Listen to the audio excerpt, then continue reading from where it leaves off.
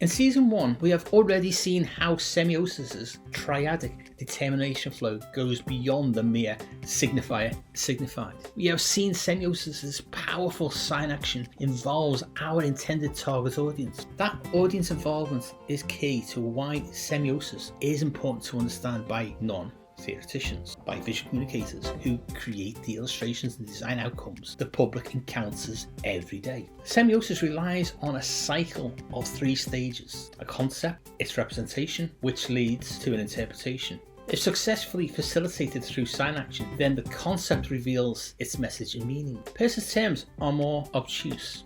Object, representament, interpretant. Now, I did warn you about Peirce. In our metaphor of a semiotic Rosetta Stone, Peirce's language terms are as impenetrable to visual communicators as hieroglyphics. Semiosis 101 will translate Peirce.